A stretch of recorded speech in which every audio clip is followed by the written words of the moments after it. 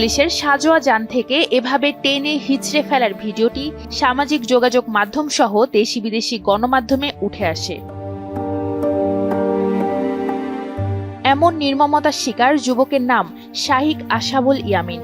তিনি রাজধানীর মিরপুরের military institute of science and technology MISTর কম্পিউটার বিজ্ঞান ও প্রকৌশল বিভাগের ৪র্থ বর্ষের শিক্ষার্থী।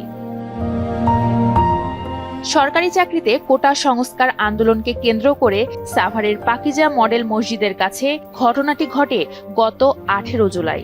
17 জুলাই ইয়ামিন বিশ্ববিদ্যালয়ের হল বন্ধের নির্দেশনা পেয়ে বাড়িতে চলে আসেন। তবে ইয়ামিন বিচলিত ছিল তার বন্ধুদের নিরাপদে ঘরে ফেরা ও আন্দোলনে গিয়ে হতাহতের শিকার বন্ধুদের সুচিকিৎসা নিয়ে।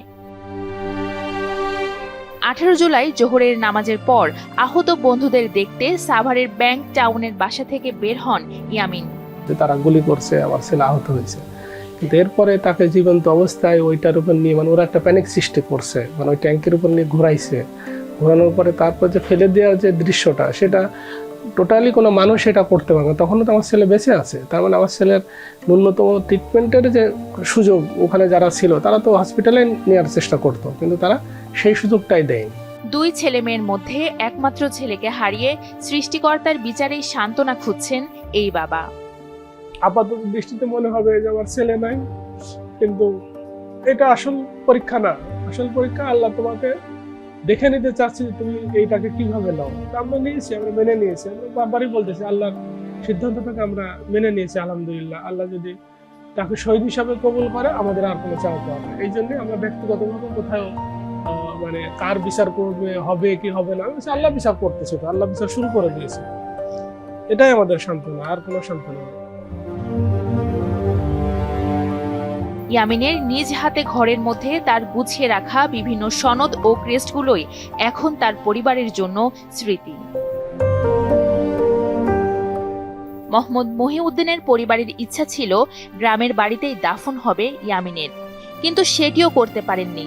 অনেক বাধা পেরিয়ে স্থানীয়দের সহযোগিতায় তাকে দাফন করা হয় ব্যাংক টাউনের গোরস্থানে।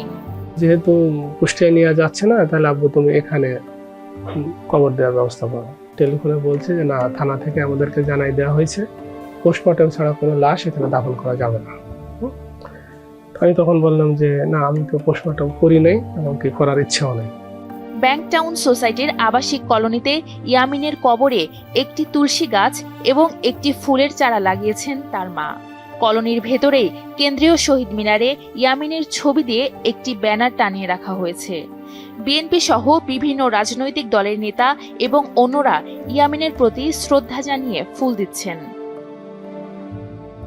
বাবার কাঁধে সন্তানের লাশ যে কতটা ভারী, সেটা হয়তো সন্তান হারানো বাবা ছাড়া কেউ বোঝে না। বাবার ভাষায় ইয়ামিন ছিলেন বাবার মতোই মেধাবী ও প্রতিবাদী। ইয়ামিনের ইচ্ছা ছিল পছন্দের কম্পিউটার বিজ্ঞান ও প্রকৌশল বিষয়ে পড়া শেষ করে উচ্চশিক্ষার জন্য পাড়ি জমাবেন দূরদেশে। মোহাম্মদ মহিউদ্দিনের ইচ্ছা ছিল তার বাবার নামে গ্রামে একটি ফাউন্ডেশন করবেন, আর ইয়ামিন চেয়েছিলেন বাবাকে সেই কাজে সহযোগিতা করবেন। তবে ইয়ামিনের মৃত্যুর পর সেই ফাউন্ডেশনের নাম ইয়ামিনের নামেই করার সিদ্ধান্ত মোহাম্মদ মহিউদ্দিনের।